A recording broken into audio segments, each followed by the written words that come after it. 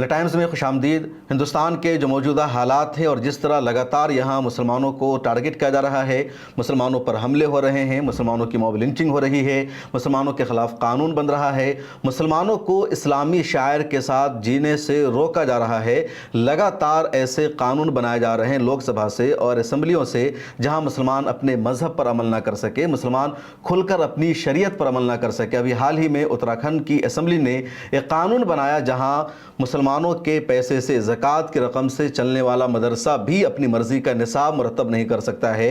वहाँ मज़हब की तालीम देने के लिए गवर्नमेंट से इजाज़त लेनी होगी मकतब को, मदरसों के।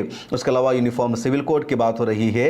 पहले कई सारे कानून ऐसे बनाए जा चुके हैं। ऐसी मुश्किल घड़ी में, इन हालात में लगातार मुसलमानों की तरफ से बात सामने आती है कि मुसलमानों को दूसरी कम्युनिटीज़ के साथ या दूसरी माइनॉरिटी के साथ इत्तेहाद कायम करने की ज़रूरत है, अलायंस बनाने की ज़रूरत है। और कभी दलित मुसलमान अलायंस की बात होती है और कभी ये कोशिश होती है कि मुसलमान दूसरी अक़लियतों के साथ, दूसरी माइनॉरिटी के साथ इत्तेहाद बनाए, सिखों के साथ, क्रिश्चियन के साथ, बुद्ध मत के साथ या जैनियों के साथ। और पिछले दिनों जब all India Muslim personal law board ने वक्फ अमेंडमेंट एक्ट के ख़िलाफ़ मूवमेंट शुरू किया, कैंपेन शुरू किया, तो उसमें मुस्लिम पर्सनल लॉ बोर्ड ने सिखों के साथ अलायंस बनाने की कोशिश की, ईसाइयों के साथ की। अलग बात है कि इस तरह का जब भी कोई अलायंस बनता है वो ज़्यादा कामयाब नहीं हो पाता, क्योंकि स्टेज पर तो उन माइनॉरिटीज़ के, उन कम्युनिटीज़ के रहनुमा सामने आ जाते हैं, लेकिन ऑडियंस और पब्लिक में सिर्फ मुसलमान रहती है। और ऐसा लगता है इस अलायंस की, इस यूनिटी और इत्तेहाद की ज़रूरत सिर्फ मुसलमानों को है, दूसरों को नहीं है।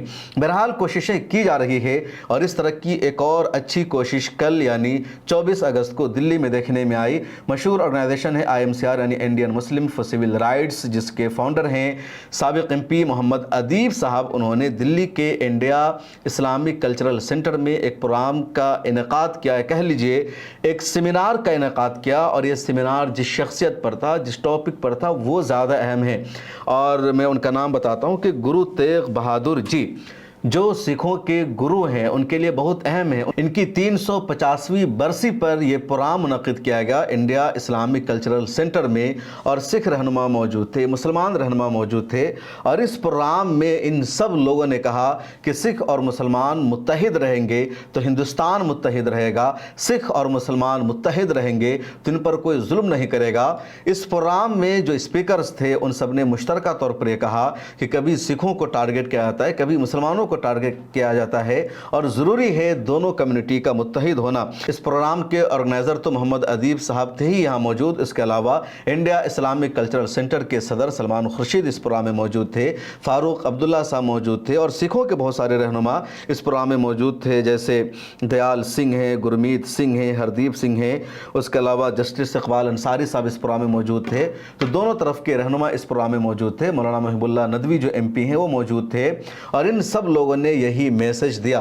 क्या कुछ इन लोगों ने इस प्रोग्राम में कहा, पहले सुनिए। मद्दे नज़र रख आज इस्लामिक भाईचारा ते सिख भाईचारे दे पतवंते एक अहम चर्चा के लिए इस सेंटर में एकत्र हुए हैं। सबसे प्रथम हम गुरु की फतेह से विचार को आगे ले जाने की कोशिश करें। सभी अदब से गुरु की फतेह की सांझ पाएँ। वाहे गुरु जी का खालसा, वाहे गुरु जी की फतेह। अल्लाह के नाम से बहुत मुक़द्दस कलाम हमारे भाई जान ने हम सभी को समझाने की बहुत बड़ी बात की है। यदि हम गुरबानी को पढ़ते हैं तो बाबा कबीर जी बहुत पाक कलाम हम सभी को जीवन जांच के लिए बख्शिश करते हैं। आज ऐसे समझ की आगे बढ़ने की ज़रूरत है। यदि आज हम बैठे हैं, बहुत सारी हमारी इस्लामिक संस्थाओं ने और केंद्रीय श्री गुरु सिंह सभा ने आज का जो जतन हमारे सामने लेकर आए हैं, ये बहुत मुक़द्दस है। हम पहले भी इसी सेंटर पर आए थे। उस समय हम मलेरकोटला के हमारी जो सांझ है, उस सांझ को लेकर हम जहाँ बहुत बड़ा फंक्शन किया था, उस समय में इस्लामिक भाईचारा और सिख भाईचारे के बहुत मदब्बर सज्जन जहाँ बैठे थे और बहुत खूबसूरत चर्चा चली थी। आज इस चर्चा को हम यहाँ करने जा रहे हैं। दास की तो एक ही गुजारिश है कि चर्चा केवल आज के दिन के लिए नहीं होनी चाहिए। आज चर्चा के जो हमारे पास बड़े संकल्प आएंगे, बहुत सारे तथ्य आएंगे, विचार आएंगे, इनका जो प्रैक्टिकल है, अमल है, इसको ज़मीन पर कैसे लेके जाएं। हम देश के भीतर जो हमारी सांझ है केवल सिख और मुसलमान भाईचारे की नहीं, आज हमारे देश में 140 करोड़ हमारे जो भारतीय हैं ये सभी अपने हैं। वो हमारे लिए कोई गैर नहीं, हमारा एक देश है। हमें देश के लिए हमारे बड़ों ने कुर्बानी भी दी है। आज जिस स्थिति में हम लोग हैं, इस स्थिति को मोहब्बत में कैसे तब्दील करने, आपसी विश्वास में कैसे तब्दील करने। जो आज मिनॉरिटी के सामने, हमारे सामने बहुत सो भयानक हमारी तस्वीर हमारे सामने खड़ी है, हम भयभीत होकर अपने आपे को बहुत उदासी में गिन रहे हैं। आज वर्तमान की उदासी कैसे दूर की जा सकती है कि गुरु तेग बहादुर साहब की शहादत के लिए जिम्मेदार औरंगज़ेब को ठहराया जाएगा। और आजकल जो हालात बने हैं, जो एनसीईआरटी की किताबों में हमारे सामने आई, उसमें ये कहा गया कि बाबर, अकबर और औरंगज़ेब की बात करते हुए वो एनसीईआरटी को से किताबों को ही बाहर करने की कोशिश की। मेरा सवाल उनसे था कि क्या अगर बाबर, अकबर और औरंगज़ेब को ख़त्म कर बाहर कर दिया जाए तो क्या आप सिख इतिहास को ही समाप्त करना चाहते हैं, साफ करना चाहते हैं? बाबर से लेकर औरंगज़ेब तक और गुरु नानक से लेकर गुरु गोबिंद सिंह तक हमारा समकालीन इतिहास है। अगर हम एक इतिहास को ख़त्म करना चाहते हैं, आपका मंशा होगा, तो क्या उस इतिहास को भी हम ख़त्म कर दें? जो हमारे गुरुओं ने ये जो संबंध बनाए हैं, ये ख़त्म कर दिए जाएं। एक बात और हमें सोचनी चाहिए, बाबर से लेकर औरंगज़ेब तक और गुरु नानक से लेकर गुरु गोबिंद सिंह तक एक बात हमें वाज़ा रखनी चाहिए, हमारे खट्टे मीठे संबंध रहे हैं। मीठी बातें करनी बहुत आसान होती हैं, जब कड़वी बात भी हमें समझ लेनी चाहिए। मैं आपके सामने रखता हूँ, आज जब देश फिर से उन हालातों से गिरा है जब हिंदू और मुस्लिम में नफरत की दीवारें खड़ी की जा रही हैं, यह भारत जैसे देश के लिए चुनौती से कम नहीं, जहां हिंदू, मुस्लिम, सिख और ईसाई के बीच अविश्वास पैदा कर दिया जाए। यही कारण है देश के सामने गहरा संकट जो हमारे आपसी भाईचारे और बंधुत्व को तार तार कर रहा हो। यह एक चेतावनी है, जब हमारा जनतक जीवन ही टकराव का कारण बन जाए। यहीं बस नहीं, सांप्रदायिकता जैसे निरर्थक मुद्दे को की आग में झोंक दिया जाए, वह भी केवल अपने निजी स्वार्थ के लिए। क्या यही हमारी देशभक्ति का सबूत होगा? धर्म जो निस्वार्थ सेवा से शोषित और वंचित के उत्थान को समर्पित, वहीं नफरत फैलाने, बांटने और बेकसूर लोगों के लिए फसाद की चिंगारी बन जाए, क्या यही आज़ादी का संघर्ष होगा? हमें विश्वास था कि भारत समृद्ध संस्कृति संजोए, जो इसकी धरोहर, बराबरता और अमन इसके स्तंभ। परंतु आज जब भारत के हालात और हमारी सामाजिक, आर्थिक और राजनीतिक दशा जिस दौर से गुजर रही है, क्या उन मूल्यों पर हम खरे उतर सके, यह यक्ष प्रश्न है हमारे सामने। गुरु तेग बहादुर की शहादत क्यों और किन कारणों, और वे हमारे इतिहास का गौरव क्यों, यह सवाल हमारे सामने था। यह जो विवाद मुगल काल पर खड़ा किया जा रहा है, इसे समझने की ज़रूरत है। यह नहीं कि मुगल काल से पहले मुस्लिम बादशाह हिंदुस्तान में नहीं थी। यदि बहुत पीछे ना भी जाएं, फिर भी तुगलक, खिलजी और लोधी पहले से ही सत्ता आसीन रहे। बाबर तो पहले पंजाब आया, जहां दौलत खान लोधी ने बाबर के हमले के लिए बुलाया था। उस समय गुरु नानक सैदपुरी में थे। जब बाबर ने हमला किया तो दृश्य सामने आए। उनका जिक्र गुरु नानक ने अपनी वाणी, जो गुरु ग्रंथ साहब में अंकित है, ना कोई जादू चला, ना कोई मंत्र चला, उसकी हूबहू तस्वीर गुरु नानक ने प्रस्तुत की। हिंदुस्तान का अवाम खौफजदा था, हिंदुस्तान डराया। गुरु नानक ने एहसास कराया, हिंदुस्तान संभाल सी बोला। वास्तव में हिंदू का विभाजन शासित और शोषित में, यह ज़रा ध्यान से इसको अंडरलाइन करने की ज़रूरत है। हिंदू समाज दो हिस्सों में बटा है। एक शासित वर्ग है जो मुगल सल्तनत के राज सत्ता को चलाता है, और एक शोषित वर्ग है जो उसके लिए समर्पित है। आज देश के हालात में सामाजिक एकता की मजबूती के लिए आयोजित यह सम्मेलन मेरी निगाह में बहुत महत्वपूर्ण है और प्रासंगिक है, रेलेवेंट है। मैं आयोजकों यानी ऑर्गेनाइजर्स को इंडिया इस्लामिक कल्चरल सेंटर, केंद्रीय Sikh Sabha, IMCR, all India peace mission को सामाजिक एकता को मजबूत करने वाले इस बहुत ही महत्वपूर्ण कार्यक्रम को आयोजित करने के लिए दिल की गहराइयों से धन्यवाद पेश करता हूँ, शुक्रिया अदा करता हूँ। सिख मज़हब की बुनियाद डालने वाले संत गुरु नानक जी का मुस्लिम सूफियों से जितना निकट का संबंध रहा वह हम सब अच्छी तरह जानते हैं। सिख मज़हब की पवित्र किताब गुरु ग्रंथ साहब में भी इस्लाम के एकेश्वरवाद, तौहीद और सूफ़ी संत बाबा फरीद शकरगंज और अन्य सूफियों के विचारों और वाणी का प्रभाव साफ तौर पर देखा जा सकता है। गुरु नानक जी के साथ हमेशा सफ़र में रहने वाले मुस्लिम साथी भाई मर्दाना के नाम से कौन परिचित नहीं है। अमृतसर में स्थित हरमंदिर साहिब गोल्डन टेम्पल की बुनियाद डालने के लिए सन 1588 में 5वें गुरु अर्जन देव जी ने लाहौर से सूफी संत मियाँ मीर को आमंत्रित किया।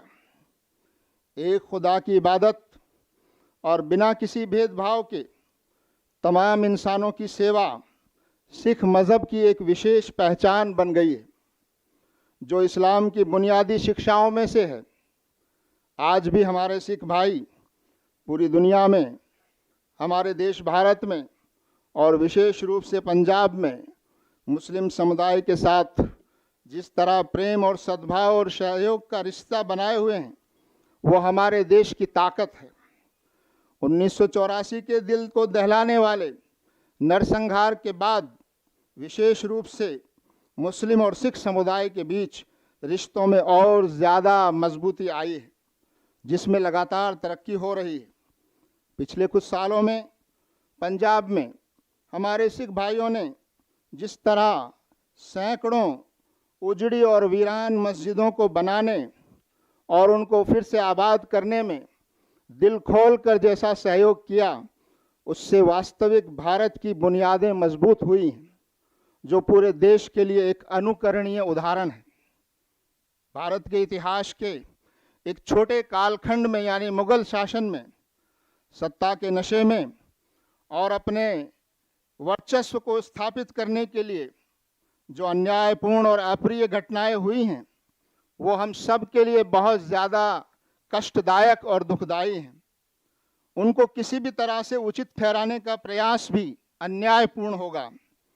सत्ता के अहंकार में और सत्ता के लिए बादशाहों और राजाओं द्वारा किए गए अन्याय और अत्याचार को धर्म या उस धर्म के मानने वाले समुदाय से जोड़ना भी न सिर्फ अन्यायपूर्ण होगा, बल्कि देश में नफरत फैलाने, नफरत को बढ़ावा देने वालों और हमारे बीच दूरियां पैदा करके राजनीतिक फसल काटने वालों को ही फायदा पहुंचाएगा। आपस में नफरत को हवा देकर सत्ता के इतिहास की कुछ अप्रिय घटनाओं को सांप्रदायिक रूप देकर हमको आपस में बांटकर अंग्रेज़ों ने 200 साल तक हमको गुलाम बनाए रखा। हम सब ने मिलकर कुर्बानियां देकर इस देश को गुलामी से आज़ाद कराया। इन कुर्बानियों में बहुत बड़ा हिस्सा मुसलमानों और सिख भाइयों का भी है। इस सच्चाई को कोई कैसे नकार सकता है? जो कि हमारे देश में नफरत, दहशत, सांप्रदायिकता, दंगे, घृणा ऐसा माहौल पैदा कर दिया है। ऐसे समय में ऐसी संगोष्ठियों की आवश्यकता है और भारत देश अनेकता में एकता, अखंडता, धर्मनिरपेक्षता, भाईचारा, समृद्ध संस्कृति को बचाने की आवश्यकता है। गुरु तेग बहादुर जी का पूरा जीवन संघर्ष और 9वें गुरु के रूप में रहा है, जिन्हें कि हमारे भारत देश में हिंद दी चादर, भारत की ढाल के नाम से जाना जाता है। और उन्होंने जो संघर्ष किया, उनके पास कश्मीरी पंडित जी आए और अन्य लोग भी आए। उनका अगर पूरा पढ़ा जाए, मैंने थोड़ा ही पढ़ा था लेकिन पहले का जो हमें याद है किताबों से, तो उन्होंने सभी को संगठित करके एक आवाज़ उठाई कि मैं आपसे पहले शहादत दूंगा और आपको डरना नहीं है, मैं आगे रहूंगा, आप मेरे पीछे रहना। और वही आज हमको याद दिलाते हैं कि आनंदपुर साहिब शहर की जो स्थापना की, उनके जो कार्य हैं किए गए, गुरु ग्रंथ साहिब में 115 शब्द भजन लिखे, उन्होंने धार्मिक स्वतंत्रता, न्याय, एकता के लिए जो संघर्ष किया, छुआछूत को मिटाने का, धर्म परिवर्तन नहीं करने के लिए उन्होंने, उनके बहुत सारे लेख भी हैं। गुरुद्वारा शीशगंज साहिब और गुरुद्वारा रकाबगंज उनकी याद दिलाता है। वहाँ पहुँचते ही दिल और दिमाग में वो सारी भावनाएं आ जाती हैं। गुरु नानक जी ने पाखंड, जातिवाद, शोषण, नशा, भय पीड़ित समाज, और ये जैसा कि दया सिंह जी ने बताया कि सबको एक लाइन में बिठाने का, लंगर और पंगत का जो एक अमीरी गरीबी का भेदभाव मिटाने का काम किया।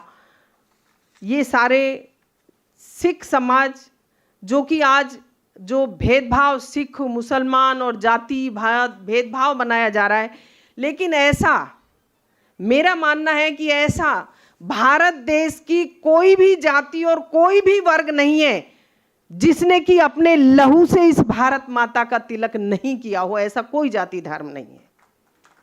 सियासत अपने अहंकार में, अपने तकब्बुर और गुरूर और घमंड में आती है तो वो मज़हब की रूह से, मज़हब की, धर्म की आत्मा से, इंसानियत की आत्मा से जब भटकने लगती है तो सच्चे धर्म गुरु, सच्चे मज़हब के खादिम अपनी खानकाहों से, अपनी इबादत गाहों से निकलते हैं, चाहे वो जिस धर्म के हों, और वो इंसानियत को सही दिशा और सही रुख देते हैं।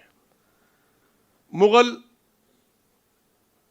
पीरियड में जिस तरह के कुछ वाक़यात पेश आए, जिसके लिए मौलाना मोहम्मद अली जौहर का जिक्र उन्होंने पेश किया कि उन्होंने लाहौर में ये कहा था कि अगर मुस्लिम फरमा रवाओं ने कुछ गलतियां उनसे हुई हैं अहंकार में, तो मोहम्मद अली जौहर और मोहम्मद अली शौकत, हम दोनों भाइयों की गर्दनें सिख भाइयों के चरणों में हाजिर हैं कि वो हमसे इंसाफ का तकाजा पूरा कर लें। ये कोई मामूली बात नहीं थी, लेकिन इस बात को कहने के लिए भी जिगर गुर्दा चाहिए और मानना चाहिए। लेकिन उससे बड़ी बात जो इस मजमे में कही मोहतरम दया सिंह जी ने, कि जब औरंगज़ेब को ये पता चला कि मुझसे गलती हुई तो इस सदमे को सहार ना सके और 15 दिन के अंदर ही उनका इंतकाल हो गया। ये एक हकीकत है। और लेकिन दूसरी तरफ जो हकीकत है कि मज़हब की बुनियाद जिस आत्मा और जिस रूह पर होती है वो दिलों को जोड़ता है। गुरु नानक जी और बाबा फरीदुद्दीन गंज शकर रहमतुल्लाह अलैह, मियाँ मीर जी जिन्होंने गोल्डन टेम्पल की बुनियाद रखी, ये रूहानी रिश्ते हैं जो सियासत से कहीं ज़्यादा अजीम तर और मजबूत तर हैं। हमारे इस प्रोग्राम का आगाज़ कुरान मजीद की जिस आयत की तिलावत से हुआ, अल्लाह तबारक व तआला ने उसमें इस बात का हुक्म दिया है, ये ऑफ़र किया है नबी करीम सल्लल्लाहु अलैहि वसल्लम के वास्ते से कि दीगर मज़ाहिब, दूसरे मज़ाहिब के लोगों से हम ये कहें कि तालौ इला कलिमतिन सवाम बैनना व बैनकुम, कि हमारे और तुम्हारे दरमियान जो कॉमन पॉइंट्स हैं उस पे हम एक दूसरे से जुड़ेंगे और मिलकर जिद्दोजहद करेंगे, मिलकर काम करेंगे। तो सिखों और मुसलमानों के दरमियान बहुत सारी बातें मुश्तरक हैं। इस्लाम का मैं समझता हूँ कि सबसे मुख्तसर तारुफ ये हो सकता है कि स्पिरिचुअलिटी के लेवल पर, रूहानियत की सतह पर तौहीद की दावत, एक खुदा की बंदगी की दावत, और समाजी सतह पर, सोशल सतह पर मसावात की, इक्वालिटी की, और सारे इंसानों के साथ जस्टिस की दावत, अदल की दावत। या अय्युहल्लज़ीना आमनू कूनू क़व्वामीन बिल क़िस्ति शुहदा लिल्लाह, ऐ लोगो जो ईमान लाए हो, इंसाफ के लिए, जस्टिस के लिए उठ खड़े होने वाले बनो। मैं समझता हूं कि सिख मत की भी यही दावत, सिख मत की भी यही पहचान है कि वो तौहीद का दाई है और अदल का, जस्टिस का, इंसाफ का दाई है। तो हमारी बुनियादों में ये जो कॉमन पॉइंट्स हैं, इसकी बुनियाद पर हमें एक दूसरे से जुड़ना चाहिए। बहुत अच्छी बात फरमाई गई कि असल जो दुनिया में लड़ाई रही है वो शासित और शोषित, जो लोग इस्तेहसाल करते हैं और जो लोग इस्तेहसाल का शिकार होते हैं, उनके दरमियान असल लड़ाई रही है।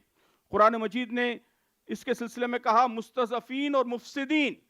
मुस्तज़फ़ीन यानी कमज़ोर लोग जिन पर जुल्म किया जाता है, जिनका शोषण किया जाता है, और मुफ़सिदीन जालिम लोग जो शोषण का काम करते हैं। तो ऐसे में मुस्तज़फ़ीन का सपोर्ट करना, कमज़ोर लोगों की हिमायत में खड़े होना, ये असलन मजहबी जिम्मेदारी, हर मजहब की यही तालीम है। गुरु तेग बहादुर जी का अपना पंथ था, सिख पंथ, और सिख धर्म की जो शुरुआत हुई थी वो हिंदू धर्म में ब्राह्मणवाद, जिसको हम मनुवाद भी कहते हैं, उसके खिलाफ हुई थी। ब्राह्मणवाद जिन वैल्यूज़ को बढ़ाता था, सिख धर्म उसके खिलाफ शुरू हुआ था। और जब कश्मीरी पंडित आए तो गुरु तेग बहादुर जी ने पहले ये शर्त क्यों नहीं रखी कि आप लोग सिख बनो तब मैं आपकी रक्षा करूंगा? ये सवाल है। उन्होंने ये क्यों नहीं कहा कि भाई मैं आपके जो ब्राह्मणवाद के वैल्यूज़ हैं उससे मेरी सहमति नहीं है, मेरा धर्म तो उसके खिलाफ खड़ा है, तो मैं आपकी रक्षा क्यों करूं? उन्होंने कभी भी कश्मीरी पंडितों को सिखिज्म या सिख में कन्वर्ट होने के लिए नहीं बोला, और आज तक कश्मीरी पंडित हिंदू हैं, आज तक भी। तो ये 3 सवाल बड़े इंपॉर्टेंट हैं, क्योंकि इस सवाल के अंदर वो जवाब छुपा है कि उन्होंने शहादत क्यों दी। और ये इसका जवाब खुद गुरुजी ने औरंगज़ेब के दरबार में दिया था। औरंगज़ेब के दरबार में जुलाई 1675 के अंदर जब उनको गिरफ्तार कर लिया गया और उसके बाद 4 महीना उनको जेल में रखा गया, और उनको जब औरंगज़ेब के दरबार में लाए गए, अफसोस इस बात का है कि भारत बदल गया है। ये आपको तस्लीम करना पड़ेगा। यहाँ पे वो ताकत आ गई है जो इंसानियत पे कायम नहीं है, तो ये समझती है कि जो वो चाहेंगे वही होगा, वो सही हो गलत हो। और अक्सर इतने कमज़ोर हैं भारतीय कि उनकी आवाज़ ही नहीं निकलती, और वो चला रहे हैं अपना कारोबार। जब तक हम लोग जिस तरह से हमने अंग्रेज़ों के ख़िलाफ़ उठ के सब ने, जो कोई मज़हब का सवाल नहीं था, उस वक्त ये था कि इनको हमने निकालना है, और सब खड़े हो गए। ये नहीं कि सब थे, अंग्रेज़ों के भी बड़े मेहरबान थे जो ये कहते थे अंग्रेज़ों को जाना नहीं चाहिए। जो आज कितना भी शोर करें कि हम लोग तो आज़ादी में आपके साथ थे, वो कभी आज़ादी में आपके साथ नहीं थे, वो अंग्रेज़ों के पलवे थे, और चाहते यही थे कि अंग्रेज़ रहें। और बार बार अंग्रेज़ों से कहा ये जो कांग्रेस ये मूवमेंट चला रही है, महात्मा गांधी और बाकी, ये सब बेकार की है। मगर फिर लोगों की आवाज़ इतनी मजबूत हुई कि उनको यहाँ से जाना पड़ा। आप इससे लड़ कैसे सकते हैं? इत्तेहाद तो इत्तेफाक कहना बड़ा आसान है, करना बड़ा मुश्किल है। तो आपने सुना बहुत सारे स्पीकर्स को कि उन्होंने क्या मैसेज दिया है, क्या बातें की है, और आपकी क्या राय है? क्या सिख और मुसलमानों का जो अलायंस और इत्तेहाद है ये आगे चलना चाहिए? ये जो कोशिश हुई इसके बारे में आपकी क्या राय है? अपनी राय ज़रूर लिखिए। ख़ासतौर पर मोहम्मद अदीब साहब लगातार इस तरह की कोशिशें करते रहते हैं, हिंदुओं को मुसलमानों से जोड़ते हैं, नफ़रत के ख़िलाफ़ वो लगातार लड़ाई लड़ रहे हैं, और मुख्तलिफ़ माइनॉरिटीज़ के दरमियान वो इस तरह का रिश्ता बहाल कर रहे हैं, एक अलायंस बना रहे हैं। अगर मेरी राय पूछें तो एक अच्छी कोशिश है, एक अच्छा कदम है। आप अपनी राय लिखिए और मुझे दीजिए इजाज़त। मिल्लत टाइम्स आपके लिए लेकर आया है सब्सक्रिप्शन प्रोग्राम।